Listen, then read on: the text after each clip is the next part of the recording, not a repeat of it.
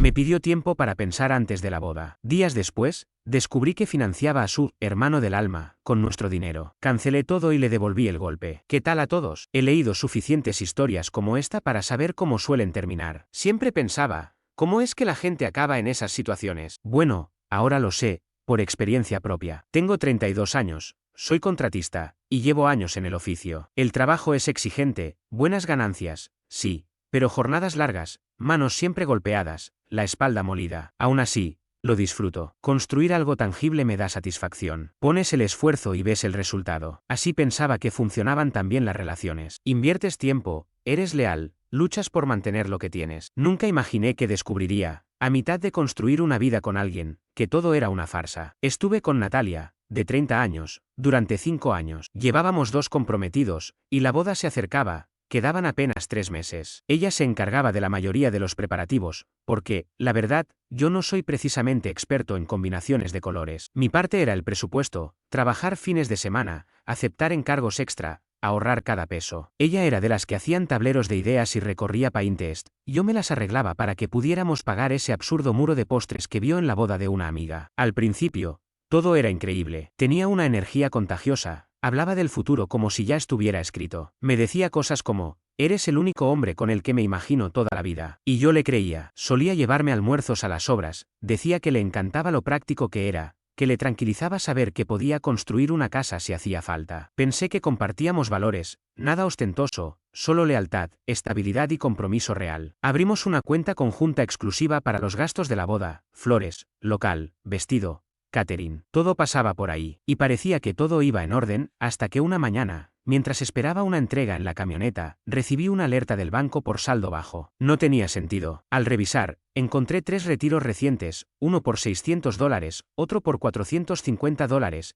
y uno de $850, este último con la descripción Lombarrin. No soy un genio financiero, pero estoy bastante seguro de que no habíamos reservado ningún hotel para la boda por esa cantidad. Pensé que quizás se había equivocado y había pagado algo personal con esa cuenta. Así que la llamé. Me contestó contenta, dijo que estaba en un brunch con su dama de honor. No lo mencioné de inmediato, solo pregunté si recordaba ese cargo de $850. Se quedó callada un segundo, pero enseguida retomó el tono alegre como si hubiera anticipado la pregunta. Eso fue por un paquete de spa y hotel para el fin de semana de despedida de soltera. Lo reservé antes para asegurar el precio. Yo, con mis botas polvorientas y un café de gasolinera en la mano, escuchaba cómo me decía que había gastado casi $1000 en un fin de semana con sus amigas. No dije mucho, solo asentí y colgué. Pero algo no encajaba. Natalia nunca hacía ese tipo de gastos sin avisarme. Era de las que me enviaban capturas de cojines antes de comprarlos. Y ahora, movía cientos como si pagara el supermercado. Decidí dejarlo pasar un poco. Tal vez estaba exagerando. Quizás el estrés de la boda le afectaba. Pero no tardó en volver a pasar. A la semana siguiente, otro retiro. $500. Esta vez con etiqueta de transferencia a Venmo. Nombre del receptor, Iván. ¿Por qué le estaba enviando dinero a Iván? Lo conocía, más o menos. Uno de esos solo amigos que siempre aparecen cuando tú estás ocupado. Lo vi en una noche de juegos. Natalia decía que era como un hermano para ella. Era de esos tipos demasiado efusivos, con bromas que rozaban lo incómodo sin llegar a ser descaradas. La volví a llamar. Atendió al segundo timbre. Hola, amor, dijo, como si todo estuviera normal. Hola, respondí. Pregunta rápida. ¿Por qué ayer salieron $500 para Iván? Silencio. ¿Qué? Transferencia Venmo. A Iván, desde la cuenta conjunta. Oh, eso, soltó una risa breve, como si le preguntara por un paquete perdido de Amazon. No es lo que parece. Entonces explícalo, respondí seco. Usé su tarjeta para pagar algo de la boda la semana pasada. El proveedor no aceptaba la mía por alguna razón. Le dije que se lo reembolsaría. Esperé un segundo. ¿Y por qué le devolviste el dinero desde nuestra cuenta conjunta y no desde la tuya? Es que no tenía mucho saldo y no quería molestarte mientras trabajabas. No querías molestarme, pero le mandas dinero a otro tipo desde nuestra cuenta sin decirme nada. ¿Y eso te parece normal? Suspiró. Estás exagerando. Estoy preguntando por qué sale dinero de nuestra cuenta de boda hacia alguien que ni siquiera está en la boda, insistí. Ya te dije que fue solo para cubrir un pago. No creí que ibas a armar un interrogatorio por eso. No respondí de inmediato. Lo repondré esta noche desde mi cuenta, ¿vale? Podemos no hacer esto ahora. Claro, dije al fin. Porque claro, el que estaba siendo irracional era yo. He tenido clientes que me han mentido sobre permisos, otros que han intentado evadir pagos tras una remodelación. Pero la voz de Natalia, eso se sentía distinto. No estaba nerviosa, ni siquiera se disculpaba. Parecía molesta porque le preguntaba por algo que yo, como su prometido, tenía todo el derecho de saber. Días después, me escribió su madre.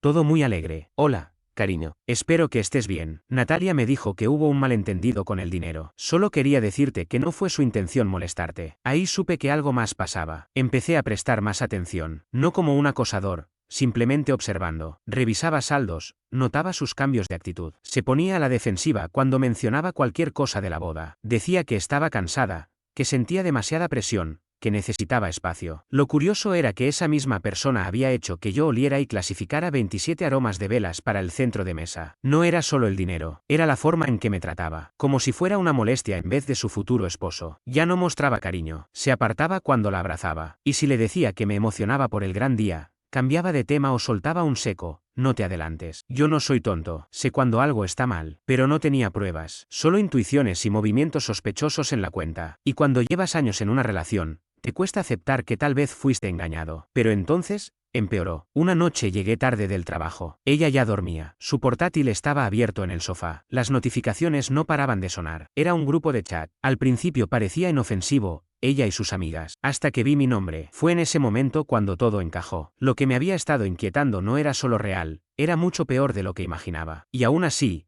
ni siquiera estaba cerca de conocer la historia completa. El grupo tenía un nombre ridículo, algo así como la tribu del ambiente o algo igual de tonto, pero yo no estaba para reírme. Revisando los últimos días, mi nombre aparecía al menos una docena de veces. Y no en plan mira qué detallista es otra vez, sino en tono de burla absoluta. Una de las amigas de Natalia, Shelby, escribió algo como, es amable, pero tan básico, como un papá antes de tener hijos. Otra, su prima Ivy, dijo, ¿te imaginas a Natalia atrapada en una vida aburrida con alguien que lleva la comida en una heladera portátil? Como si prepararme mis propios almuerzos para ahorrar fuera motivo de chiste. Pero lo que más me dolió no fueron los comentarios ajenos. Fue ver que Natalia no solo no me defendía, sino que se sumaba a la risa. Incluso escribió, siento que estoy conformándome y no sé cómo frenar este tren sin que todo se venga abajo. Como si nuestra boda fuera un accidente en cámara lenta del que no sabía cómo bajarse. Mientras tanto, yo estaba partiéndome el lomo, trabajando horas extra, fines de semana, todo para darle la vida que decía querer. Y luego apareció otro nombre, Iván. Otra vez él. Seguí leyendo. Natalia escribió, Iván sí me escucha, no solo gruñe y vuelve a lijar maderas. Así me veía, como una máquina que solo sabe gruñir y usar herramientas. Como si fuera un cavernícola con una pistola de clavos, en lugar del tipo que construyó con sus propias manos la terraza donde ella toma café cada mañana. Cerré la computadora. No podía seguir. No sabía qué sentir exactamente. Ira,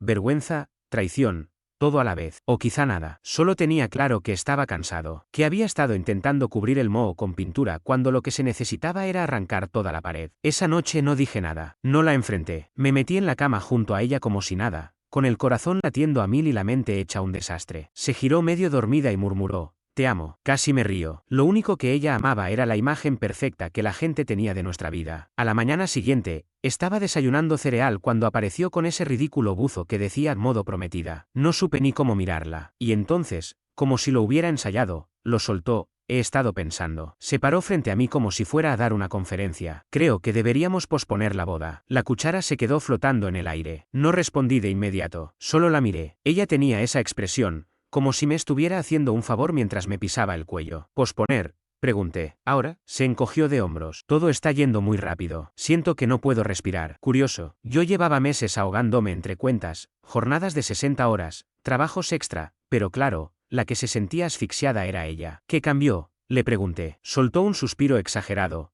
como si la estuviera agotando con preguntas básicas. Estás diferente, distante, siempre estresado. Ya no eres divertido. Siento que perdimos la chispa. La chispa, la misma que según ella era eterna cuando eligió el lugar, los colores y hasta los pasteles de prueba que me enfermaron 2 días. La misma por la que construí con mis propias manos un tocador personalizado para su habitación, ocultando los cables porque le molestaban a la vista. Pero claro, la chispa murió porque yo estaba demasiado ocupado tratando de sostener todo. Estuve a punto de decirle todo, de sacarle en cara cada mensaje, cada burla, cada referencia a Iván. Pero no lo hice, solo dije, está bien. Ella levantó la mirada, sorprendida. ¿Eso es todo? Preguntó. Asentí. Si necesitas tiempo, lo tienes. No supo cómo reaccionar. Creyó que iba a suplicarle, a buscarla, a soltarle un discurso. En cambio, me levanté, enjuagué mi tazón, tomé las llaves y salí. No sabía a dónde iba, solo manejé. Terminé estacionado frente a una casa que había remodelado el mes anterior. Una pareja joven vivía allí. Estaban afuera, plantando flores, riendo de verdad. No como Natalia, que se reía mientras escribía con Iván. Me quedé en la camioneta más de lo que debía. Fue ahí cuando lo supe con certeza.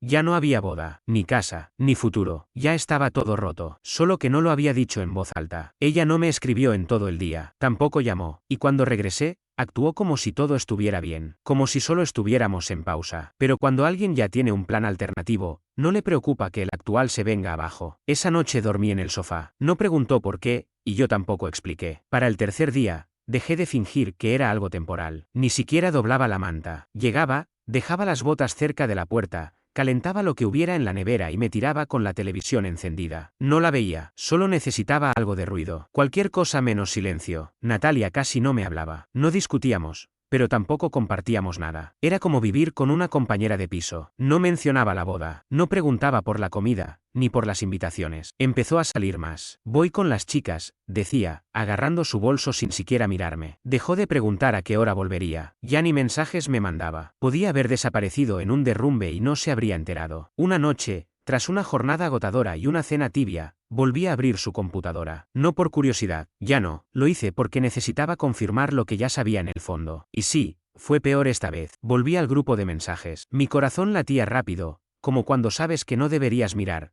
pero no puedes evitarlo. Lo primero que vi fue una selfie frente al espejo. Natalia, con ese vestido negro ajustado que había guardado para nuestra cena de compromiso. Maquillada, con el cabello perfecto. El mensaje, me pasa a buscar en 10. No puso nombre, pero no hacía falta. Unos mensajes más abajo, Selvi escribió, dile a Iván que es un suertudo. Ese vestido es un delito. Y Natalia respondió, no me hagas sonrojar. Ya lo vio tirado en el suelo una vez. Ahí estaba todo. Las dudas, los gestos extraños, las evasivas. Todo se alineó en una imagen tan clara que dolía. Natalia no estaba confundida. No era un apoyo emocional. No era una amistad que se había cruzado de línea. Era infidelidad, sin adornos. Con Iván, el mismo al que una vez llamó como un hermano. Y pensar que ese vestido era para celebrar nuestra vida juntos. Resultó ser parte del espectáculo de su traición. Seguí desplazándome por la pantalla. Los mensajes no paraban. Más comentarios de sus amigas alentándola. Frases como, te lo mereces. Por fin estás eligiendo algo emocionante. Incluso alguien escribió, al menos él no anda obsesionado con el polvo de yeso. Genial, muy gracioso. Me quedé ahí, inmóvil, leyendo. Había también bromas sobre mí, como si todo fuera un juego. Una de ellas preguntaba, ¿crees que ya se dio cuenta? Y Natalia respondió, si lo hizo, no ha dicho nada. O no se entera o no le importa. Claro que me importaba, solo que estaba aferrado a la idea de que ella no podía ser así. Cerré la laptop y la dejé a un lado. No con violencia, pero tampoco con cuidado. Sentía que tenía que salir de ahí. Agarré las llaves y me fui. Sin celular,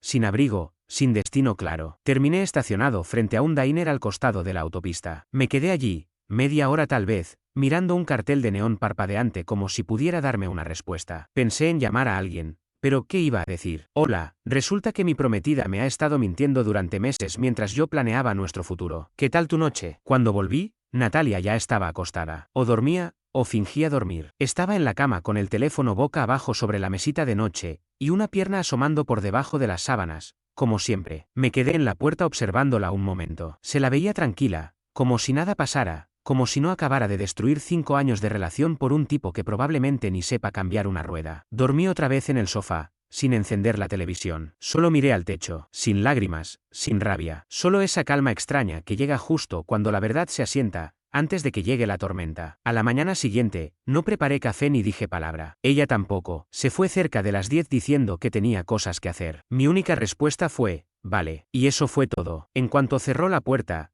encendí el portátil y empecé a guardar pruebas, capturas de pantalla, hilos de mensajes, fechas, todo. Creé una carpeta con el nombre respaldo. No sabía aún para qué la usaría, pero sentía que debía tenerla. Después, comencé a empacar. No mis cosas, las de ella. Fui al garaje por unas cajas y empecé por el cajón de su baño. Luego el armario, ropa, zapatos, bolsos. Lo hice con calma, sin romper nada. Como si ayudara a un cliente a mudarse tras cerrar una venta. Nada personal. Solo eficiencia. Cuando te mienten tanto, ya ni siquiera sientes todo de golpe. Te vuelves frío y operativo. Ella volvió justo cuando estaba empacando sus libros. Se quedó en la puerta, con una bolsa de comida para llevar en la mano, como si se hubiese equivocado de casa. ¿Qué estás haciendo?, preguntó. Haciendo espacio, le respondí. ¿Para qué? Para la verdad. Se quedó paralizada. Vi cómo tragaba saliva. ¿De qué estás hablando? Me limpié las manos en los vaqueros. Tú e Iván. No intentes negarlo. Lo leí todo. El grupo, los cargos del hotel, tu actualización del vestido. Se le abrió la boca, pero no le salían palabras. Finalmente dijo, «Eso no es justo. ¿Revisaste mis cosas?» «Sí», le dije, y encontré que ya no había nada mío en ellas. No dijo nada más. No lloró. Solo se quedó quieta. Iba a decírtelo. ¿Cuándo? Le pregunté. ¿Antes o después de la boda que aplazaste para poder seguir viéndote con tu gurú de yoga emocional? Ella se encogió. Estaba confundida, susurró. Yo también, pero ya no. Pasé a su lado, fui al garaje por otra caja y seguí empacando. Esta vez, no me siguió. Un par de días después, Natalia aún parecía creer que si lo ignoraba, desaparecería. La mitad de sus cosas ya estaban empacadas. El resto era asunto suyo. Pero en lugar de venir por ellas como una persona normal, seguía enviando mensajes flojos como, «He estado ocupada, iré pronto cuando no sea raro». Claro, porque solo es un poco raro que tu prometida te engañe con su hermano de yoga y luego quiera pasar a recoger sus cosas como si fuéramos buenos amigos. Yo ya ni respondía. Imaginaba que eventualmente aparecería, se llevaría lo suyo y se iría a estar confundida a otro sitio. Pero un domingo me la crucé. Había pasado por una pequeña galería comercial a las afueras del pueblo. Acababa de recoger unas herramientas de una ferretería local. Al volver a la camioneta pasé frente a uno de esos locales de batidos caros que a Natalia le encantaban. Nunca le presté demasiada atención, hasta que la vi ahí sentada, relajada, como si nada. Y frente a ella, Iván. No se escondían, más bien lo contrario. Estaban juntos, cercanos, con la cabeza inclinada como si necesitaran una banda sonora suave de fondo. Entonces, delante de todos, Natalia alargó la mano y entrelazó los dedos con los de él. No fue un gesto casual. Era evidente. Me detuve un segundo. No porque me sorprendiera. Ya había leído suficiente para saber lo que había entre ellos. Pero verlo en persona, eso golpea distinto. Como ver la repetición de un partido que ya sabes que tu equipo pierde, y aún así te duele cuando falla el gol. Ellos aún no me habían notado. Caminé de largo. Justo entonces, Natalia me vio. Su expresión cambió de inmediato. Abrió los ojos, apartó la mano como si el contacto con Iván la quemara. Demasiado tarde. No dije nada. Solo seguí hasta mi camioneta. Tiré las herramientas al asiento y subí. Ella ya venía corriendo por la acera cuando giré la llave. «Espera, oye», gritó, como si todo fuera un malentendido. Dejé la ventanilla abajo. No arranqué aún. Se acercó. «¿Podemos hablar?» «Ya lo estás haciendo», respondí. Se notó desconcertada. «No es justo. Me agarraste desprevenida». «¿De verdad? Te veías bastante cómoda allá atrás». «No es lo que piensas», dijo, temblándole la voz. La miré. «Natalia, ya leí los mensajes. Vi las transferencias. Vi la foto en el vestido que habías guardado para nuestra cena de compromiso. Con un pie de foto dedicado a él. Ya no tienes que fingir». Parpadeó, sin saber qué decir. «No quise que esto pasara». «Entonces no lo habrías planeado durante 2 meses con tus amigas en un chat llamado Vibe Tribe». Se le notó la vergüenza. «Esta semana paso por mis cosas», murmuró. «Iba a mandarte un mensaje». «No hace falta», le dije. «Ya está casi todo empacado. No te tomará mucho tiempo». Ella asintió, sin más. Parecía que quería decir algo más. Tal vez alguna frase preparada sobre cómo yo había cambiado o cómo Iván si la comprendía de verdad. Lo que fuera que estuviera por soltar. Entonces me preguntó, ¿de verdad terminaste con nosotros? La miré por un momento, no porque dudara de la respuesta, sino porque quería asegurarme de que lo escuchara solo una vez y con total claridad. «Sí», respondí sin rodeos. «Tú te desconectaste hace mucho». Yo apenas me puse al día. Tenía el rostro al borde del llanto, pero no salió ni una lágrima. Quizás Iván no esperaba esta parte del trato. Tal vez lo emocionante y nuevo no incluía enfrentarse a las consecuencias. Cerré la puerta del camión, retrocedí del estacionamiento y no volví a mirarla. Cuando llegué a casa, terminé de empacar sus cosas, las dejé ordenadas junto a la entrada y le envié un último mensaje. «Tus cajas ya están listas. Pásalas a buscar cuando quieras. Después del viernes cambiaré la cerradura». Respondió 1 hora más tarde. «Está bien. Lo siento, otra vez». Ni me molesté en abrirlo. Ya no era a mí a quien debía pedirle disculpas. Supuse que, una vez se llevara sus cosas, se acabaría todo. Ella seguiría su vida con Iván o lo que sea que estuviera persiguiendo, y yo podría empezar a reconstruir la mía, en una casa que ya no fingía ser el hogar de ambos. Pero claro, nada podía ser tan simple. Poco después empecé a recibir mensajes. Gente que conocíamos los dos, amigos de la universidad, conocidos de ambos lados de la familia. Cosas como, «Solo quería saber cómo estás». O, «Me enteré de lo que pasó. Qué feo todo». Algunos incluso iban más allá con frases tipo, «Si algún día quieres hablar, aquí estoy». Y ahí supe que algo no cuadraba. Nadie ofrece consuelo sin antes haber escuchado una versión. Y como yo no había dicho ni una palabra, ya sabía exactamente quién sí lo había hecho. Natalia ya se había encargado de repartir su relato, como una política en medio de una crisis. Según lo que escuché, la historia que contaba era que nuestra separación había sido de mutuo acuerdo, porque yo no me comprometía y no tenía la madurez emocional suficiente. Algunos incluso creían que había sido yo quien se había alejado sin previo aviso, como si la hubiera dejado plantada frente al altar con una flor en la mano y lágrimas en cámara lenta. Decidí guardar silencio al principio. No quería convertirme en ese tipo que anda ventilando su vida privada, aunque ella no tuvo problema en embarrar mi nombre entre los comentarios de sus amigas. Pensé que la gente conectaría los puntos por sí sola, que tal vez se darían cuenta de que el tipo que trabajaba jornadas extras para pagar la boda no era precisamente alguien con miedo al compromiso, o que quizás recordarían lo seguido que Natalia salía con Iván, ese supuesto hermano del alma. Pero no, la gente ama las historias fáciles. Él se echó para atrás, es más digerible que ella fue infiel, mintió y luego intentó quedarse solo para salvar su imagen. Todo se intensificó cuando uno de nuestros amigos en común, William, me escribió. Quería almorzar para escuchar mi versión, y supe de inmediato que Natalia ya le había hablado. Acepté sin problema. Nos encontramos en un restaurante al borde de la carretera. Pedí un café. Él pidió lo que fuera que suele pedir, con demasiadas cosas encima. En cuanto el camarero se alejó, William se inclinó hacia adelante y dijo: escuché algunas cosas. Asentí. Dale, cuéntame qué te llegó. Se lo notaba incómodo. Natalia dijo que ustedes ya venían mal desde antes de Iván, que intentó salvar la relación, pero que tú te cerraste. Bebí un sorbo de café, lo dejé suavemente sobre la mesa y le pregunté: ¿te mencionó los retiros? Parpadeó, confundido. ¿Retiros? El dinero que sacó de la cuenta conjunta, la que habíamos creado para los gastos de la boda. Me dijo que era para cosas de las damas de honor, pero en realidad lo usó para hoteles y quién sabe qué más, mientras se veía con Iván a mis espaldas. William no dijo ni una palabra. ¿Te habló del grupo de chat? Seguí, donde me criticaba con sus amigas, decía que yo era aburrido, sin chispa, donde se burlaba de haberme engañado con Iván y me llamaba despistado. Bajó la mirada, sin saber cómo reaccionar. ¿Te contó que encontré todo eso? Que le pedí que se fuera y aún así seguía sentada en una cafetería, de la mano con ese tipo al que juraba ver como a un hermano. Silencio total. Me recosté contra el asiento. Mira, entiendo que sea más fácil creer en un cuento donde nadie es el malo, pero no voy a permitir que cambie la historia a su antojo. Finalmente, William levantó la vista. No sabía nada de eso. No muchos lo saben, porque no he hablado. He estado concentrado en seguir adelante. Ella fue quien decidió armarse un guión. Él asintió despacio. Gracias por ser sincero. Terminamos de comer. Pagó él. No discutí. Lo tomé como un impuesto a la culpa. Salí del lugar pensando que tal vez ahí se cerraba todo. Pero no. Esa misma noche me etiquetaron en una publicación de Natalia. Una imagen negra con alguna frase sacada de Pinterest. A veces perdemos personas para encontrarnos a nosotros mismos. Solté una risa.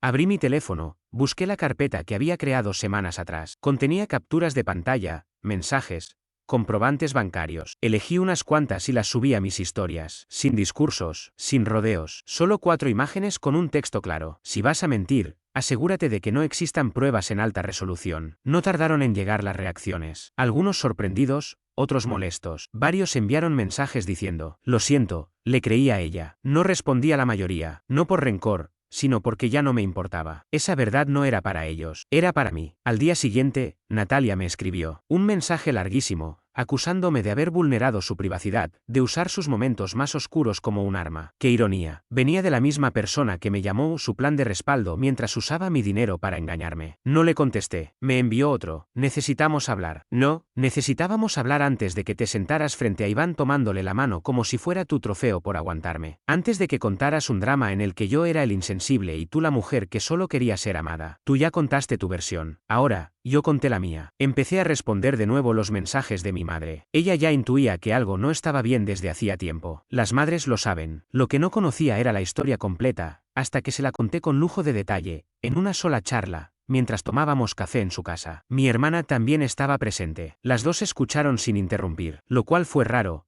porque mi hermana normalmente no aguanta en silencio ni el tiempo que tarda el microondas en calentar algo. Cuando terminé, mi madre simplemente se levantó, me abrazó y dijo: siempre supe que tú eras demasiado estable para alguien como ella. Y mi hermana, tan directa como siempre, remató con un: ella es de las que confunden el caos con tener personalidad. No se equivocaban. Al día siguiente, mi padre apareció con un pack de cerraduras nuevas. No dijimos gran cosa, solo nos pusimos a cambiar todas las cerraduras de la casa. Después, cenamos como si fuera un jueves cualquiera. Así es como funciona mi familia. No dan discursos largos, simplemente están cuando se los necesita, hacen lo que hay que hacer, y con eso te dejan claro que no estás solo. Un par de meses después, el silencio se instaló por completo. Nada de mensajes, ninguna actualización de amigos en común, ni siquiera esas frases vagas en Instagram que solía publicar Natalia con hashtags de sanación o crecimiento personal. Solo silencio. Y fue un alivio. Empecé a trabajar más, ordené todo el lugar, cambié la distribución del dormitorio solo porque quería, y hasta compré un sofá nuevo, uno que no estuviera ligado a alguien que me mentía sin parpadear. Y justo cuando pensaba que ya no quedaba ningún rastro de esa etapa de mi vida, ella apareció. Estaba en el garaje, lleno de polvo y sudor, trabajando en una mesa a medida para un cliente. Escuché que golpeaban la puerta y asumí que era una entrega. Así que fui sin siquiera limpiarme las manos. Y ahí estaba Natalia, con un abrigo enorme, aunque no hacía frío, el pelo recogido como si quisiera verse casual, y abrazando una carpeta como si eso le fuera a servir de escudo. Hola, dijo, como si todavía fuéramos pareja, como si no la hubieran expuesto públicamente por todo lo que hizo. No me moví. ¿Qué haces aquí? Solo quería hablar. Por favor. Me apoyé en el marco de la puerta. Adelante. Parpadeó como si esperara que la invitara a pasar. No lo hice, así que empezó con su discurso. Contó que lo suyo con Iván no era lo que imaginaba, que todo se desmoronó rápidamente. Al parecer, el tipo divertido perdió el interés en cuanto las cosas empezaron a parecer compromiso. ¡Qué novedad! Me enteré después de que Iván volvió a las apps de citas. Supongo que la emoción tiene fecha de caducidad. Dijo que había estado pensando en todo, que me extrañaba, que añoraba la vida que teníamos. Aseguró que se había equivocado, que actuó con egoísmo, que lo que la asustaba de la boda no era estar conmigo, sino no sentirse merecedora de algo bueno. La dejé hablar. Cada frase venía acompañada de pausas,